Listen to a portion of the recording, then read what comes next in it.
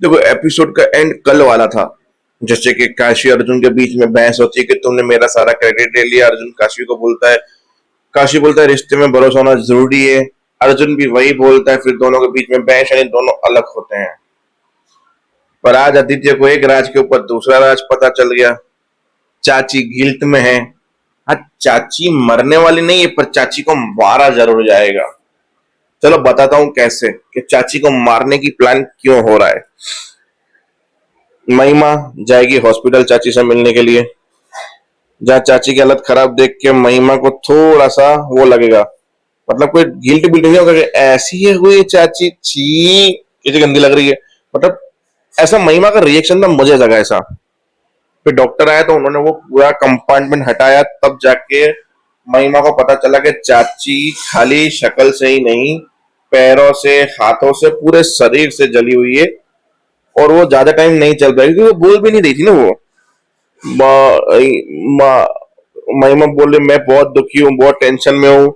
घर पे Kashi Arjun love you खेल रहे हैं, ये कर रहे हैं, वो कर रहे हैं, मैं इधर इतनी तकलीफ में, मतलब ऐसा। पर महिमा को अपने दुखड़े सुनाने थे। फिर आदित्य ने हॉस्पिटल में महिमा को देख लिया। अब आदित्य क्यों आया था उसका भी एक रीजन है। सबसे पहले तो रात को अर्जुन ने पूछा कि आदित्य को कैसे पता ये सब चीज, बोला मेरी और आदित्य की शादी नकली थी और आदित्य ने ही मुझे खुद भेजा कि तुम जाके अर्जुन को प्रपोज करो। फिर वो दोनों love you love you love you खेल रहे थे, हगू कर रहे थे, बोला हम शादी कर सकते हैं, ये वो। बोला पर अभी नहीं, जब तक तुम्हारा महिमा के साथ डिवोर्स नहीं हो जाता, 6 महीने नहीं बीत जाते, हम करुण को समझा नहीं लेते, उससे पहले हम कुछ नहीं करेंगे।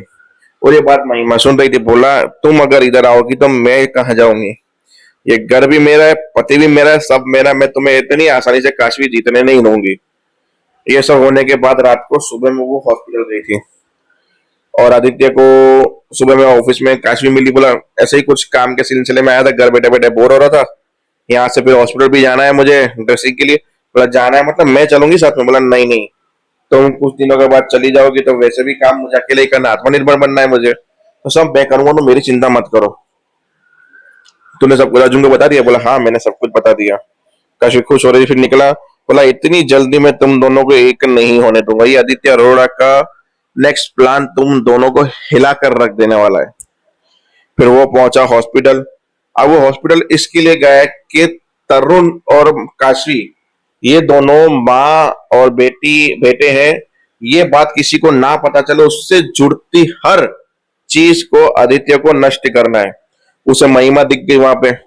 बोला ये महिमा यहाँ पे क्या कर रही है, जरा देखू तो सही।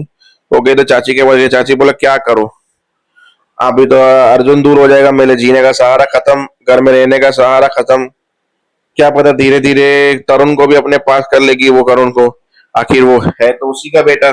इसी हॉस्पिटल में मैंने उस बेटे को बदला था, ये किया था, वो किया था, सारी पोल्स चाची के सामने रख दी। पर आदित्य समझ गया कि हे, मतलब महिमा के अलावा चाची इसके प्लान में शामिल ही, चाची को सब पता है। फिर चाची थोड़ा गिल्ट में आ गई, मुझे मेरे कर्मों की सजा मिल रही है महिमा, मैं खा भी नहीं पा रही हूँ, ऐसी अधमरी हालत में हूँ क्योंकि मैंने काशी को अपने बच्चे से दूर किया, एक माँ को अपने बेटे से दूर किया।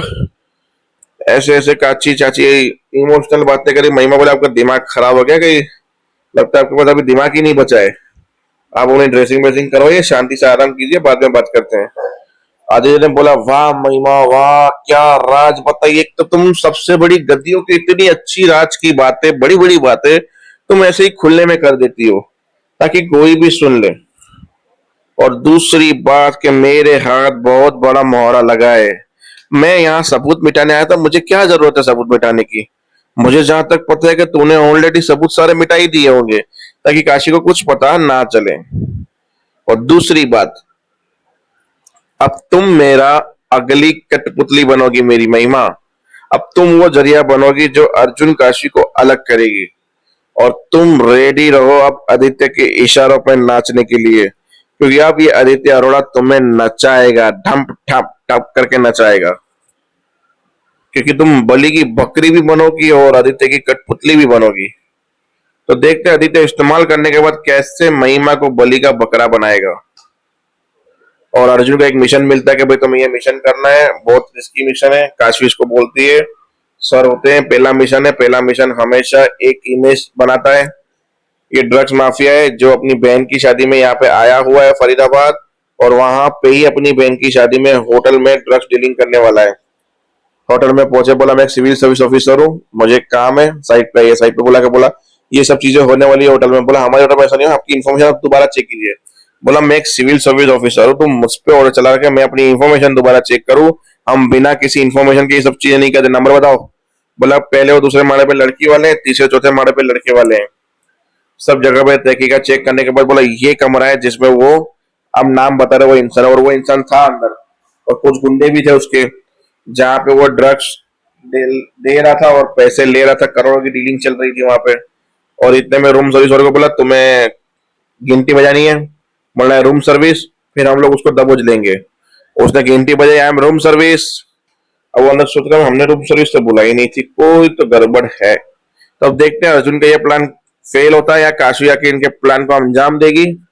क्या करेगी काशवी आई डोंट नो, पर जो होगा मजेदार होगा आने वाले एपिसोड में, क्योंकि पता नहीं काशवी कहीं ना कहीं से इस अर्जुन का क्रेडिट ले लेगी, और पहले केस का क्रेडिट लेने के बाद अर्जुन गुस्से हो जाएगा।